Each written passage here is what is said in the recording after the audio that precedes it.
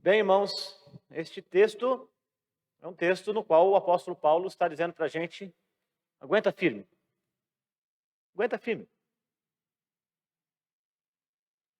Na alegoria de John Bunyan, Peregrino, temos uma cena muito chocante.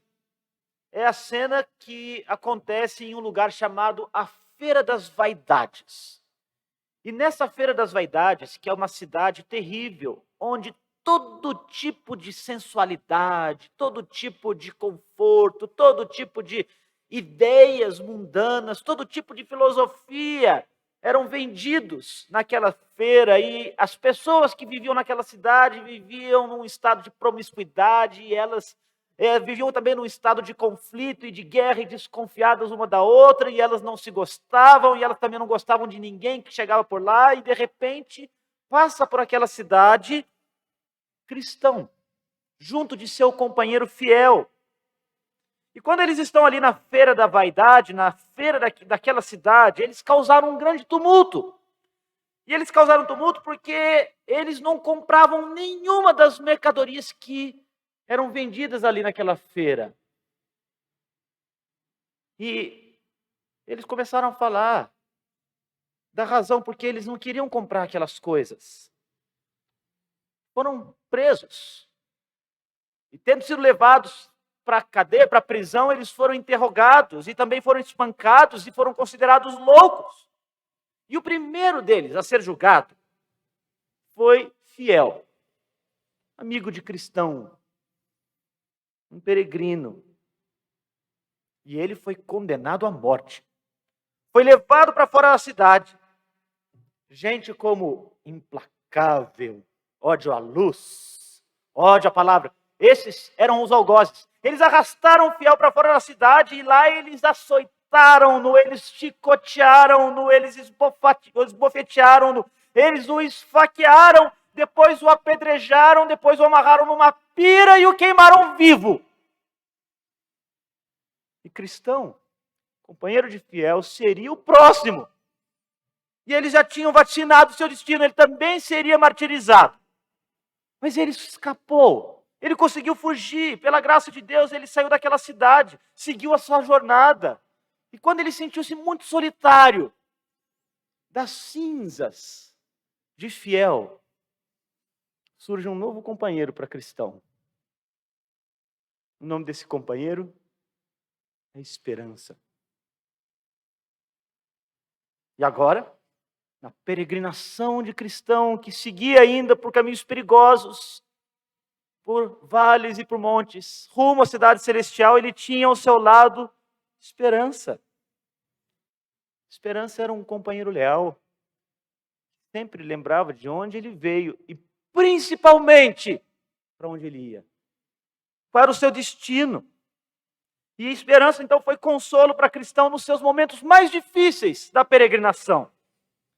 E um dia, caminhando juntos, eles chegam diante de um grande rio. E do outro lado desse rio, que cada indivíduo que vai à cidade celestial precisa atravessar sozinho, Esperança apontou para ele e disse: é lá. A cidade, ela está ali. Você só precisa atravessar o rio. O apóstolo Paulo está falando disso aqui para a gente. Ele fala do dom da esperança. Essa graça que dá a certeza para todos os cristãos que estão nessa peregrinação, de que um dia a gente vai chegar na cidade celestial. Esperança é essa virtude que Deus dá para que a gente aguente firme, até mesmo diante da morte. Aliás, Jesus disse: eu sou a ressurreição e a vida, aquele que crê em mim, ainda que morra, viverá. Como que é possível perder a esperança diante de uma promessa dessas? Jesus mesmo foi aquele que ressuscitou dentre os mortos para assegurar para todos aqueles que o seguem, para todos aqueles que têm fé nele, que eles terão o mesmo destino dele, ressuscitarão, terão vida. Essa esperança mobilizou a fé do povo de Deus. Aliás, tem mobilizado a fé do povo de Deus ao longo do tempo da história. Homens e mulheres, nesses últimos 2000 anos, que vivem pela esperança e que permanecem firmes, mesmo diante dos horrores mais atrozes que podem lhes ser infligidos. Ah, gente, viu? É infligido. Em outubro de 1555, Hugh Latimer, um ministro, pregador da palavra de Deus, aos 68 anos de idade, foi levado junto de seu amigo Ridley, diante de uma pira. Lenha tinha sido colocado ali, correntes. Foi pedido dele que ele renunciasse à sua fé evangélica. Sabe o que ele fez? Ele se ajoelhou. Junto de Ridley. Ele se ajoelhou. Começou a cantar.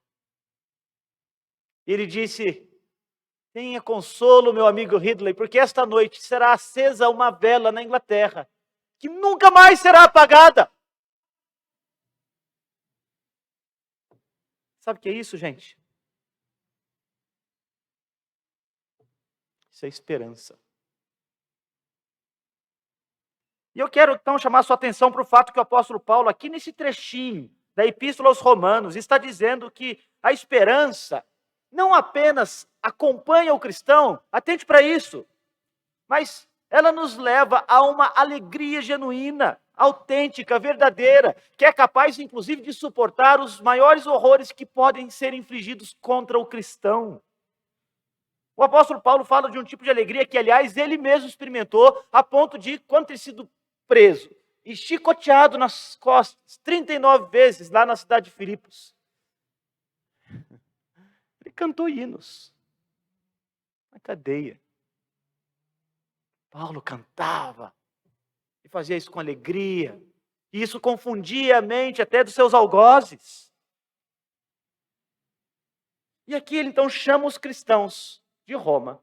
E veja só, gente, naquele tempo não havia muitas razões para as pessoas serem felizes, especialmente os cristãos. Porque eles eram massacrados, eles eram perseguidos, eles eram odiados, eles eram cancelados, eles eram mortos, eles eram assassinados. Haviam aqueles que tinham sanha de sangue e morte contra eles, eles eram crucificados, eles eram lançados às feras. Os cristãos eram literalmente perseguidos pela opressão, inclusive da força de Roma, do Império. E quando isso não acontecia, eles eram ostracizados, eram abandonados, eram marginalizados. Não era fácil ser cristão nos dias do apóstolo Paulo.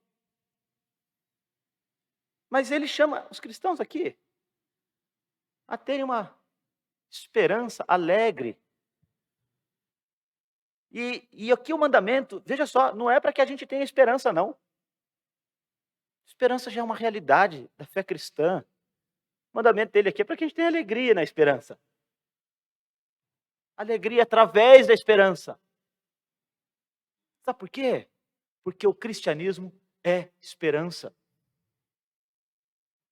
Ontem tive a oportunidade de estar ali na ordenação de alguns irmãos, da Igreja da Trindade, um momento tão especial. O pastor Rubner, que dirigia um dos momentos ali daquele concílio em que fazia perguntas para os candidatos ao ministério, num certo momento ele pediu a eles que dissesse justamente qual era o grande assunto da pregação que eles ministrariam para aquela igreja do seu púlpito e nas oportunidades em que ensinariam e também no discipulado, qual é o grande assunto da fé. E o grande assunto da fé é que nós estaremos um dia com Cristo reunidos como povo dele, junto uns dos outros, como já experimentamos agora na vida da igreja, mas ainda mais, de forma plena, final, cabal, definitiva, junto de Jesus, sem as amarras agora do pecado, das nossas contradições do coração, das nossas misérias, também das nossas doenças, das nossas mazelas, daquelas coisas que nos empurram para baixo, do nosso abatimento, da nossa tristeza, da nossa ansiedade, das doenças e de tudo mais, dos conflitos e das guerras. Não terá mais nada disso, mas muito mais do que isso, nós teremos Cristo, Jesus. Um puritano disse que se Cristo não estiver no céu, então o céu não é céu para mim. Nós teremos a presença do Deus vivo, Pai, Filho e Espírito Santo. Nós olharemos a face de Cristo e veremos o Pai na face de Cristo. E teremos a eternidade toda para desfrutar da gloriosa presença do Deus que criou todas as coisas. Aquele que, aliás, no seu mandamento diz, não terás outros deuses diante de mim, porque eu sou o único Deus, e agora mesmo o povo dele pode desfrutar da sua gloriosa presença, na expectativa e esperança de que um dia nós estaremos completamente unidos a ele. Essa é a grande promessa da fé cristã. O cristianismo é esperança, gente. O cristianismo é esperança. E é por isso que a gente é chamado a ser alegre nessa esperança. Sabe? A esperança não é só que a gente não vai ter coisas. A gente tem as nossas dicas, os nossos pecados, os nossos problemas, né? Mais do que isso, a nossa esperança é que a gente estará com Deus. E isso, o apóstolo Paulo está falando, isso deveria te fazer alegre. Isso deveria fazer você alegre. Ele diz, isso me faz alegre, isso deveria te fazer alegre. Essa esperança. Por isso que quando a gente se percebe abatido, chateado, entristecido, se sente isolado, a gente faz bem em lembrar da esperança, que ela acende no coração da gente a chama da alegria. Este sim é um mandamento de Deus que chama os crentes, os cristãos, a ser alegre. É uma alegria que confunde até mesmo esse mundo, que confunde este mundo. Porque o mundo não está acostumado com uma alegria que aguarda algo que a gente não pode nem ver. Por isso que o mundo é ansioso, né? E precisa antecipar todas as razões de alegria para agora. E dar vazão a todas as nossas inclinações e todos os nossos apetites para que a gente desfrute de todo tipo de prazer agora. Porque não há esperança lá para frente, não tem esperança para o futuro. Não há nada para depois dessa vida. Neste mundo aí fora, ele é cruel, ele é frio, ele é distante. Ele é falso e enganoso. Mas na nossa fé cristã nós temos esperança, porque cristianismo é esperança.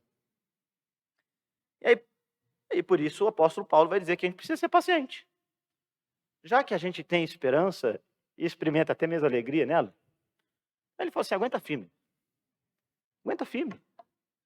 Seja paciente.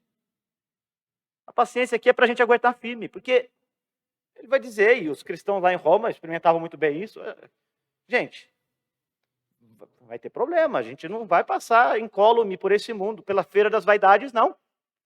Tá? Vai ter gente que vai odiar vocês. Não é? E aí vocês precisam ser pacientes nas tribulações. Ele está ensinando a gente aqui a ser paciente. Para isso a gente talvez precisaria pensar o que a paciência não é. A paciência não é, por exemplo, aquela condição da filosofia chamada estoicismo. Zanão, filósofo importante da antiguidade, ensinava, não é, sobre um tipo de anulação, autoanulação, não é, dos nossos sentimentos, não é? É um tipo de estado assim meio zen de alma, sabe? Ele diz que a gente precisa se desligar, como se a gente tivesse uma espécie de ataraxia, de apatia, apatos, sem sentimento. Isso que é apatia, não ter sentimento nenhum, né? Você pode ir anulando isso, né? Você vê isso muito nas religiões transcendentais, não é? Mesmo na filosofia grega antiga, você vai ver, não é, no budismo, você vai ver, não é, no sionismo, outras religiões, né, do Oriente, e algumas delas trazidas para cá, inclusive em práticas esportivas às vezes, né, como o yoga e algumas artes marciais, não é uma forma de esvaziamento de sentimento, para que você não tenha, não é, nenhum tipo de aborrecimento externo, como se você pudesse fazer isso. Isso não é paciência. Não é indiferença. Às vezes a gente confunde paciência, por exemplo, com inércia, não é? Com inação, não vou fazer nada, vou ficar quietinho aqui, escondidinho no meu cantinho, que já já passa o perrengue. Isso não é paciência. Paciência não chama a gente a ser inertes. Paciência não chama a gente a ficar ali escondido, nem esperando passar a tormenta. Isso não é paciência. A paciência também não é uma forma de solidão, de isolamento, de quietude. Espera aí que está muito confuso, não é? As pessoas aqui elas estão me irritando, eu preciso me afastar de todo mundo, não é? E eu vou então me isolar aqui nesse lugar até que passe essa situação toda muito difícil. Eu preciso ficar quieto no meu canto. A gente gosta de ficar quieto no canto, né? É bom, às vezes a gente precisa. Não estou dizendo que seja ruim a gente, às vezes, né, tranquilizar a mente quando ela está muito agitada. Isso é bom. Né? O Valdir vai lá para o rancho dele, por exemplo, capina um lote sozinho lá, e fica uma beleza depois, né? É bom a gente fazer isso. Né? Quem gosta de nadar, para quem gosta de praticar um esporte, às vezes a gente quer fazer alguma coisa assim, isso é bom, isso é recomendável, mas isso não é paciência. Tá? Paciência não é covardia. Não é aquela covardia paralisante que o medo, às vezes, leva a gente a experimentar, não é? E aí, porque a gente está com medo, a gente se esconde. Não é? Você já viu, talvez, naqueles filmes, né? Hoje a gente só sabe de guerra pelos filmes, embora o mundo nunca tenha deixado de ter guerra. Sabe disso, né? Na história do mundo, a gente nunca teve mais do que 50 anos de paz. Isso fala um pouco sobre a nossa condição humana, o coração do homem. Né? Em algum canto do mundo tem guerra, mas a gente aqui no Brasil, né, experimenta pouco disso. Mais a guerra urbana, da violência e tudo mais, mas a guerra mesmo, do conflito aberto, a gente não tem tanto assim. Né? Mas a gente já viu, talvez, nas histórias, nos livros, nos filmes, né, aquela cena das batalhas que acontecem, e aí tem aqueles soldados que eles vão, não é, alguns de forma displicente, direto para o campo de batalha, são os primeiros a morrer, outros que são mais cuidadosos, eles enfrentam a batalha e muitas vezes saem vitoriosos, ou alguns deles feridos, mas sempre tem nas histórias aquele cara, não é, que se coloca debaixo de um lugar ali, de um buraco qualquer que ele encontrou, em um abrigo, e ele fica ali enquanto está passando aqueles fogos, né, dos canhões e das balas, e tudo mais, e ele está ali tremendo e chorando, está inerte, ele está paralisado de medo. E às vezes isso pode tomar o coração da pessoa, e que ela imagina que aquela, não é, aguardar aquilo passar, e passa, quem sabe, um dia inteiro de batalha, e aí, de repente, ele até sobrevive. Pode ser que alguns vão dizer que ele foi paciente. Isso não é paciência. A paciência não é medo. A paciência é saber esperar. Que é diferente de se esconder. É saber esperar. Por exemplo, eu gosto de futebol, eu torço para o São Paulo, ultimamente eu tenho que ser muito paciente com o meu time, porque faz muito tempo que não ganha nada. Tem que aprender a esperar. Mas o apóstolo Paulo não está falando desse tipo de paciência. Não é? Ele fala de uma paciência que não só a gente aguarda passar aquela situação toda, mas a gente faz isso sem murmúrio, sem medo, sem inércia, mas com calma. É difícil a gente entender paciência, porque às vezes a gente precisa explicar em termos negativos, não é uma atitude que deveria ser positiva. Mas a paciência exige da gente um tipo de domínio próprio, que talvez possa ser traduzido com aguenta firme. Aguenta firme. Segura aí. Segura aí, enfrenta, mas segura.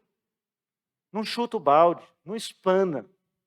Porque às vezes a gente quer fazer isso, a gente quer chutar o balde, a gente está cansado, a gente está confuso e a gente não quer mais aguardar, esperar.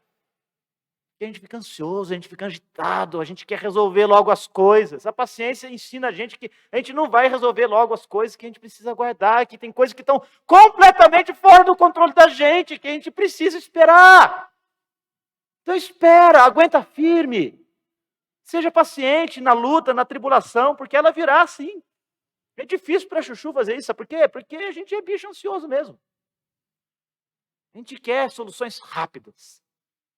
Aliás, a gente vive numa época de coisas que são pouco permanentes, é tudo muito descartável, é tudo muito rápido. Não é? E quando quando a gente precisa aguardar para que uma solução apareça, para que a gente consiga lidar com alguma dificuldade muito grande, isso parece que incomoda. Lembra que o apóstolo Paulo está falando de paciência num contexto de perseguição. Num tempo em que o cristão tinha tudo para ser medroso, para ser ansioso, para ser muito reclamão. Não é? O impaciente tem a tendência de reclamar muito, né? Aí reclama, reclama, e murmura. Ah, mas isso aqui está muito ruim, mas aí desse jeito não dá, mas eu não consigo. E aí fica daquele jeito, e começa a ficar meio amargo, e ninguém nem quer ficar perto. Uma pessoa assim. Tinha gente querendo matar crente nos dias do apóstolo Paulo. Tinha gente querendo matar. Não é? E quando não queria matar, queria expulsar. E quando não queria expulsar, queria zombar, marginalizar. Como a gente acabou de ver. Aliás, Paulo mesmo disse, aqueles que querem viver piedosamente em Cristo serão perseguidos. Jesus disse, se quiser traduzir para uma linguagem mais atual, Jesus disse lá em Mateus 24, né? Aquele grande sermão dele, ele vai falar, gente, vocês vão ser cancelados, tá? Cancelados. E não é precisamente isso que está acontecendo?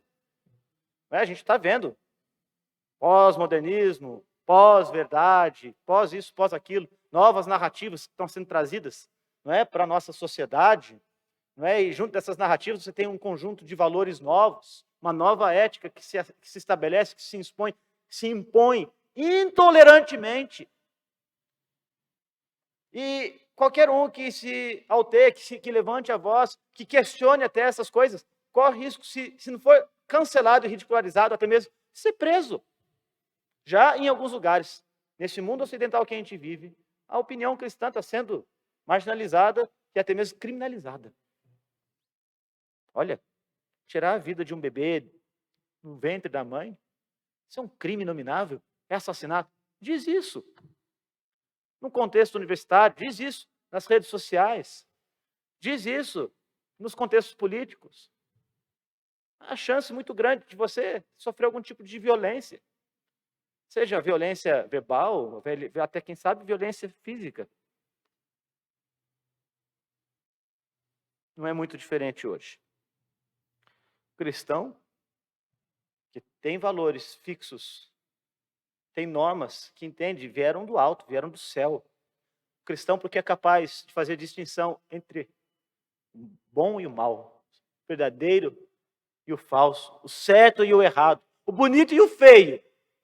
Porque a gente tem esses padrões revelados do alto, do céu, de Deus. A gente tem os 10 mandamentos, acabou de ler o primeiro. São valores do alto. E simplesmente porque a gente crê nessas coisas e a gente quer viver guiado por essa lei de Deus, quer que essa lei esteja escrita no coração da gente. A gente luta e se entristece, inclusive, quando a gente falha nesses mandamentos. A gente implora que Deus nos santifique, que Ele nos ajude, que Ele nos fortaleça para que a gente possa viver essas coisas e até mesmo anunciá-las e pregá-las como sendo boas, porque vem do alto, vem de Deus. Isso, por si só, já é razão de escárnio, cancelamento, ódio. E muitos crentes são cancelados porque não querem comprar os produtos da feira das vaidades. E aí vem fogueira, como veio para fiel. Vem surra, como veio para cristão. Que a gente vive num mundo insolente, cada vez mais distante de Deus. Aí sabe o que o apóstolo Paulo está falando para os crentes? Aguenta firme aí. Aguenta firme. Seja paciente. Saiba esperar. Lembra, você tem uma esperança que deve até gerar alegria no seu coração. Aguenta firme. E aí, como que trazendo uma cola que junta a primeira sentença da segunda sentença, ele conclui esse pequeno versículo no qual a gente medita hoje à noite, falando, olha, aguenta firme. Fala com Deus. Tá bom? Pode levar para Ele sua queixa. Pode levar para Ele sua esperança. Pode levar para Ele sua expectativa. Pode falar com Deus. Faz isso. Seja perseverante nisso. Faz isso sem falhar. Faz isso todo dia. Faz isso quando acorda. Faz isso no meio da peia. Faz isso também na hora de dormir. Faz isso se você for preso. Faz isso se você for solto. Mas ora, fala com Deus. Isso é um grande milagre. Você pode falar com o seu Criador, aquele que fez os céus e a terra. Aquele que não há nenhum outro igual. Nós não podemos ter nenhum outro Deus além de Deus, como nós lemos no primeiro mandamento, porque só há um Deus verdadeiro, Trino, Pai, Filho, Espírito Santo, Criador de tudo que há, onipotente, todo-poderoso, que sustenta toda a terra e todo o cosmos. Como que é o nome desse telescópio novo? David Webb, alguma coisa assim? É isso, né, Valdir? James Webb. Ele vai longe, gente. O Hubble se tornou uma lunetinha perto do James Webb. E os caras estão descobrindo umas coisas fascinantes, porque eles estão vendo longe no universo por meio desse telescópio. E algumas coisas que eles esperavam encontrar lá estão coçando a cabeça dizendo, gente, lá no começo de tudo era para estar tudo muito antigo, mas não está. Não sei explicar isso. Não é? E a fé cristã explica. A gente sabe por quê. E a Escritura, que revela o Criador, ela vai dizer que Deus, que criou o cosmos, que criou aquilo que os nossos melhores telescópios mal conseguem enxergar, talvez uma pequena poeira no universo, que pode ser alcançada por esse telescópio, diante da imensidão de tudo que há um Deus que é maior do que tudo isso, e que ouve você, crente, com seu português ruim, como o meu também, não é, com seus pensamentos confusos, como o meu também, às vezes, não é, sem conseguir falar direito, com as suas distrações, como a minha também. Não é, você está falando com Deus, mas de repente você não sabe mais se está falando com Deus, porque está com sono, e desse jeito mesmo, Deus ouve. O Criador dos céus e da terra ouve a oração dos filhos dele, dos discípulos dele, daqueles que chegam diante dele em Cristo Jesus. Deus ouve você, você que está aqui, mesmo quando você não consegue falar, mesmo quando você só murmura, mesmo quando você não consegue orar, você só pensa, e aí tem o Espírito de Deus que traduz esses pensamentos e leva diante de Deus, e a Escritura vai dizer que essas orações são como um sacrifício agradável a Deus, como um aroma que sobe a Deus, como o aroma dos incensos do Velho Testamento, são as orações do povo de Deus. E Paulo está dizendo, ora, gente, ora, pode falar com Deus. Seja perseverante na oração. E a razão por que ele fala que a gente deve ser perseverante é porque a gente não é. Normalmente é assim, tá? Quando alguém insiste, olha, faz isso e não para de fazer, não é? É porque a gente para. Orar dá trabalho, orar às vezes cansa e às vezes a gente também não confia, né? Às vezes a gente esquece. Paulo está falando, olha, ora. Se estiver se sentindo sozinho, ore. Se estiver se sentindo sufocado, ore. Quando a situação parece insuportável, ore. Quando parece que não tem nenhuma luzinha no fim do túnel, ore. Parece que nada vai dar certo, ore. Quando estiver dando tudo errado, ore. Quando você estiver com raiva, ore. Quando você estiver inseguro, ore. Se estiver ansioso, ore. Se estiver sofrendo, ore. Insista. Fala com Deus. Deus é um bom ouvinte, gente. Às vezes a gente não é, porque a gente é impaciente. Por isso que Ele está chamando a gente para ser paciente. Mas Deus também é bom ouvinte. É o que mais ouve na Bíblia toda é Deus. Aliás, você parou para pensar que o Ser Todo-Poderoso ouve as orações de todos os filhos dele? Em todos os tempos. E como Deus não está no tempo, aliás, é como se todas as orações que já foram feitas em toda a história da humanidade estão ao mesmo tempo chegando diante de Deus e Ele as está ouvindo todas e está agindo na terra por meio delas. É algo meio misterioso. Há certos mistérios na Bíblia, sim. Não é? É misterioso como Deus se agrada em usar as nossas orações, das nossas palavras desconexas, dos nossos pensamentos confusos, como meio de fazer acontecer a vontade dele. porque a gente ora desse jeito. Não para informar Deus das coisas, porque Ele sabe de todas as coisas, mas simplesmente porque a gente confia nele e porque a gente espera que Ele haja, que depositamos a nossa fé e confiança nele. Ele vai dizer que tudo aquilo que fizermos e pedimos em nome de Jesus, Ele considerará, não no sentido de que o nome de Jesus é uma fórmula mágica, mas no sentido de que quando nós conformamos a nossa vontade, a nossa mente, o nosso coração a Cristo, então assim nós teremos todas as nossas reais necessidades satisfeitas. E aí ele diz assim, ora, seja perseverante na oração. Insista, fale com Deus. E se você não conseguir orar, aí você pede para alguém orar com você. Pede para alguém orar com você. Pede para alguém orar por você. Porque, se você prestar bem atenção nesse capítulo 12, lá no versículo 5, o apóstolo está falando para a igreja. Está falando para a igreja. Sabe para quem ele está falando? Para a gente crente. Até porque, esse tipo de virtude aqui, tá?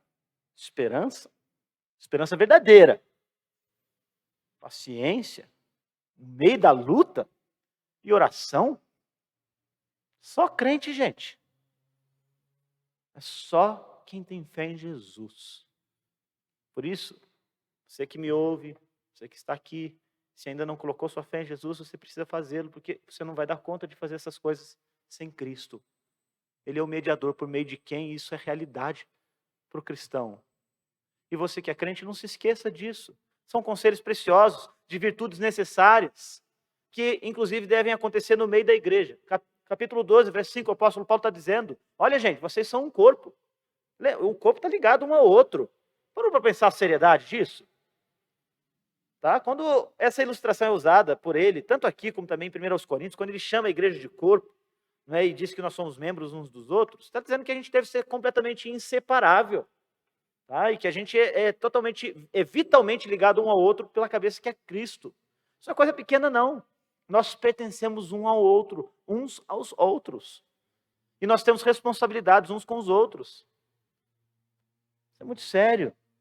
Por isso, se você tem dificuldade em orar, peça que alguém ore com você. Que a igreja é uma bênção de Deus, um presente que Ele dá para a nossa vida cristã. Lembra disso. Você é chamado para ter uma esperança real e experimentar já a alegria daquilo que ela antecede para você. Aguenta firme. Vai nessa esperança, com paciência e oração. Seja paciente. Aguarde. Guarde passar a tormenta de forma resiliente e corajosa, confiando em Deus nas suas orações. Enquanto isso, você vai peregrinando. Você vai peregrinando. E aí, sabe o que vai acontecer? Vai chegar um dia, você vai ouvir uma voz. Essa voz vai dizer assim, muito bem, servo bom e fiel. Você aguentou firme. Você aguentou firme. Foi fiel no pouco e aguentou firme. Então vem. Entra. A casa é sua. Essa casa aqui é sua. Construí para você. Ela é grande. Ela é espaçosa. Tem um banquete aqui dentro. É uma festa. Entra. Pode vir. A casa é sua. Vem aproveitar essa festa. Vem participar desse banquete. Entra na alegria do teu Senhor. Aí você não precisa mais ter esperança. Nem paciência você precisa ter. Sabe por quê? Não vai ter tribulação.